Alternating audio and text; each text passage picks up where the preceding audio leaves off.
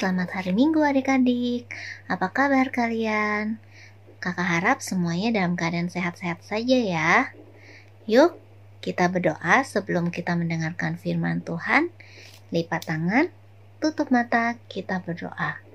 Terima kasih Tuhan, kalau kami boleh ada saat ini dalam keadaan sehat.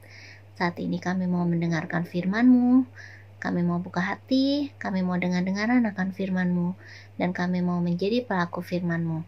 Terima kasih Tuhan, dalam nama Yesus kami sambut firman-Mu. Haleluya, amin. Dulu sekali, ada seorang raja bernama Nebukadnezar. Raja Nebukadnezar tidak mengasihi Tuhan. Raja Nebukadnezar tidak suka berdoa dan tidak mengenal Allah.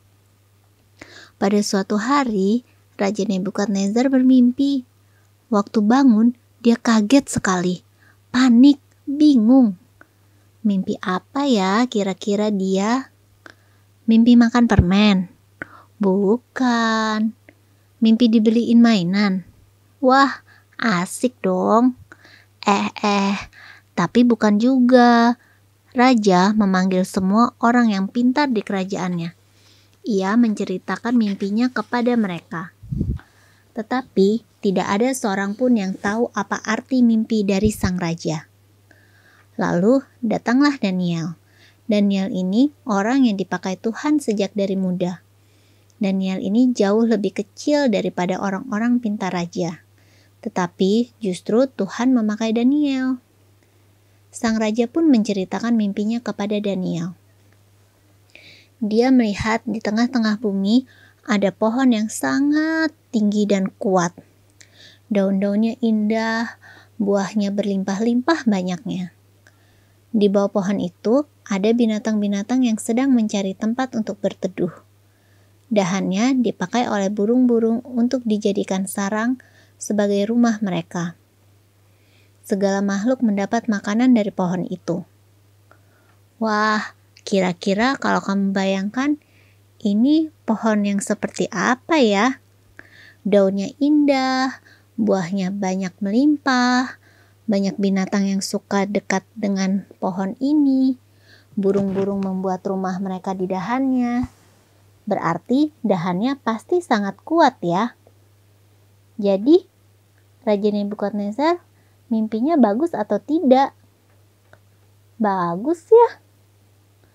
Oh, tetapi ternyata mimpinya tidak berhenti sampai di situ. Setelah itu, sang raja melihat ada seorang yang turun dari langit dan menyuruh untuk menebang pohon itu, supaya binatang-binatang yang tadinya suka dekat-dekat pohon itu lari semua. Supaya burung-burung yang tadinya membuat rumah di pohon itu terbang dan meninggalkan pohon itu. Pohon itu tidak tinggi lagi, tidak kuat lagi, daunnya tidak indah lagi, dan buah-buahnya tidak melimpah lagi. Pohon itu sudah tidak ada gunanya lagi. Tidak ada yang mau dekat-dekat pohon itu lagi. Pohon yang tadinya tinggi dan kuat tidak akan ada lagi. Wah, pasti langsung sedih ya kalau mendapat mimpi seperti itu. Rupanya Allah sedang memberi peringatan kepada Nebukadnezar, sama seperti ketika papa atau mama menegur kamu, berkata jangan kepada kamu, menyuruh kamu melakukan ini itu. Itu artinya Allah sedang memakai mereka untuk memberi peringatan-peringatan kepada kamu. Daniel, orang yang dipakai Tuhan, berkata kepada Raja Nebukadnezar bahwa Raja Nebukadnezar harus menjaga hidupnya dan tidak berbuat dosa lagi. Sebab melalui mimpi tersebut, Allah sedang mengingatkan Raja Nebukadnezar untuk tidak menjadi sombong.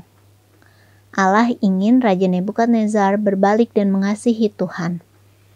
Allah ingin Raja Nebukadnezar mengenal Allah, memuji Allah, bukannya menyombongkan dirinya sendiri.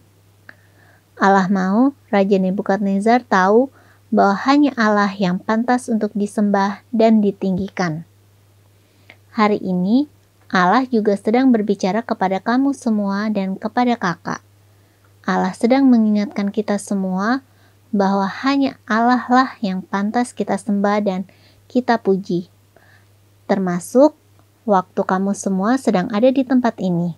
Waktu kita sedang memuji Tuhan, waktu kita sedang mendengarkan pesan istimewa dari Tuhan, coba kamu ingat-ingat, apakah kamu sudah sungguh-sungguh? Apakah kamu sudah berdoa kepada Tuhan dengan sungguh-sungguh? Ternyata Raja Nebukadnezar lupa akan mimpinya. Raja Nebukadnezar lupa bahwa hanya Allah yang pantas untuk disembah dan ditinggikan. Saat jalan-jalan di istananya, dengan sombongnya Raja Nebukadnezar berkata, "Bukankah itu Babel yang besar itu, yang dengan kekuatan kuasaku dan untuk kemuliaan kebesaranku telah kubangun menjadi kota kerajaan?" Oh, rupanya dia sedang menyombongkan dirinya. Dia sedang berkata bahwa semua itu karena dia. Semua itu karena kekuatan dia sendiri. Betulkah itu? Tentu tidak. Kalau hari ini kita ada di tempat ini, itu karena siapa? Ya, karena Tuhan. Kalau papa dan mamamu sehat, bisa bekerja, bisa memberi kamu makanan, itu karena siapa? Karena Tuhan. Kalau kamu bisa punya rumah yang nyaman, kakak, adik, sekolah di tempat yang baik, itu semua karena siapa? Karena Tuhan. Karena Tuhan saja. Adakah yang bisa menyombongkan dirinya? Tidak ada. Bisakah kamu berkata dengan sombong, "Nih, lihat, aku kuat"? Tidak ada. Kekuatanmu pun datangnya dari Tuhan.